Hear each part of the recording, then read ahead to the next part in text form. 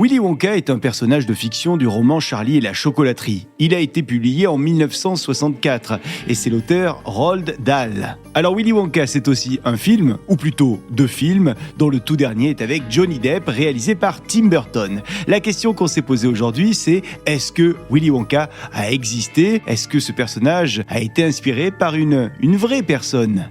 Eh bien, il se trouve qu'il y a une personnalité un petit peu similaire qui a en effet existé. Il s'agit de Forrest Mars. Alors de là à vous dire que c'est lui qui a inspiré le personnage de Willy Wonka, je n'en suis pas sûr, mais ce que je peux vous dire, c'est que Forrest Mars a été le patron de la société Mars et qu'il s'est fait connaître pour son excentricité et son côté maniaque. Aujourd'hui, je vous parle donc de celui qu'on surnommait le Howard Hughes de la confiserie, en référence à cet autre homme d'affaires, Howard Hughes, que rien n'arrêtait. La Fabrique Audio présente La Petite Histoire. www.lafabriqueaudio.com. Salut tout le monde et bienvenue dans un nouvel épisode de La Petite Histoire. Je suis Florent Mounier, c'est moi qui ai écrit cet épisode et c'est Sébastien Girard qui l'a mixé. Avant de commencer, on va remercier Sophie, mais aussi Jean-François et Lilou qui, tous les trois, nous ont envoyé des messages, des commentaires sur nos épisodes dans l'appli de Spotify. Allez, aujourd'hui, pour cette petite histoire, on va déguster du chocolat. Willy Wonka, l'étonnant chocolatier. Dans le roman Charlie et la chocolaterie, le personnage de Willy Wonka est donc décrit comme un homme énigmatique, un homme toujours impeccablement vêtu, habillé en velours prune, en pantalon vert bouteille, un chapeau haut de forme vissé sur le haut du crâne et une canne à pommeau d'or. Alors cette personnalité, elle est très colorée et ses inventions le sont tout autant. Il y a un mélange de malice, de génie et d'excentricité dans tout ce qu'il fait. C'est un créateur capable de donner vie à des merveilles telles que le caramel qui fait pousser les cheveux ou le chocolat télévisé, des idées qui semblent sortir tout droit d'un rêve. Au cinéma, il y a eu deux interprétations marquantes de ce personnage de Willy Wonka. Il y a eu un premier Willy Wonka en 1971 avec un style amusant, subtil, un style burlesque modéré. Et puis plus tard, dans les années 2000, Johnny Depp, dirigé par Tim Burton, qui a fait de Willy Wonka une figure plus étrange, une figure inspirée d'Howard Hughes et teintée d'un humour un petit peu plus sombre.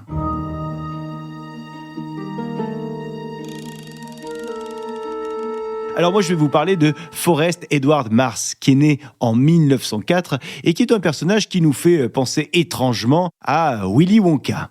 Forrest Edward Mars est le fils de Frank Mars. Lui, Frank Mars, il est le fondateur de Mars Incorporated.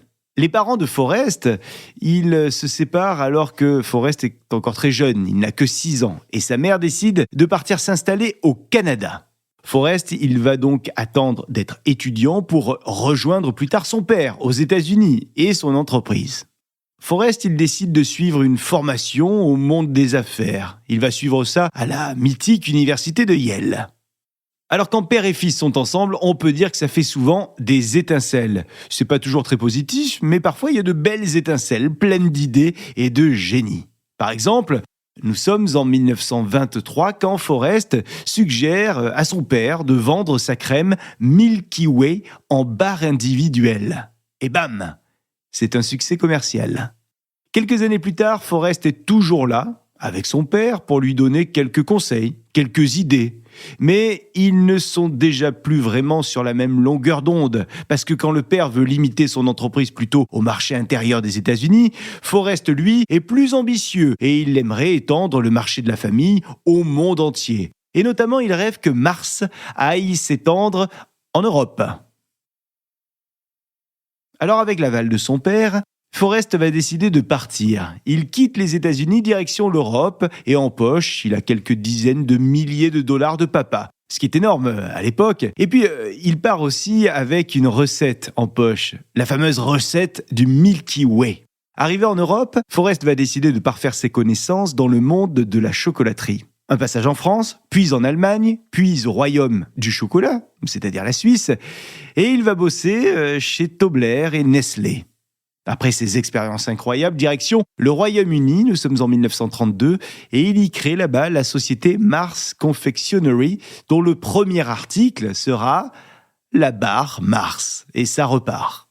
En fait, la barre Mars, c'est un petit peu comme la barre Milky Way, qui est aux États-Unis, mais Mars, c'est plutôt pour le marché local européen. Quelques années plus tard, nous sommes en 1938, et à ce moment-là, Forrest se trouve en Espagne, en pleine guerre civile. Et un jour, il voit des soldats qui ont sorti de leur poche un petit produit. En fait, ces soldats sont en train de déguster une sucrerie à base de chocolat. Mais par-dessus le chocolat, il voit bien qu'il y a comme une coque qui semble protéger le chocolat de la chaleur extérieure. C'est une coque de sucre dur. Alors Forrest, il est intrigué, il se rapproche, il touche ça de ses propres doigts et il se met à penser à cette confiserie en se disant que ça serait une bonne idée pour l'entreprise de papa. Et du coup, de retour aux États-Unis, Forrest se met au travail pour retrouver la recette de ce qu'il a observé et peut-être essayer de faire mieux en l'améliorant. Et c'est donc ainsi qu'il enrobe de sucre un bonbon au cœur de chocolat. Une fois la gourmandise pensée, Forrest Mars va aller à la rencontre de Bruce Murray, qui est à la tête d'une grosse entreprise de chocolat. Et c'est d'ailleurs lui qui détient le monopole sur la production des tablettes de chocolat qui sont distribuées aux soldats américains. Donc ça, c'est un beau coup stratégique de la part de Forrest. Et c'est ainsi que les deux hommes vont donner naissance aux fameux M&M's.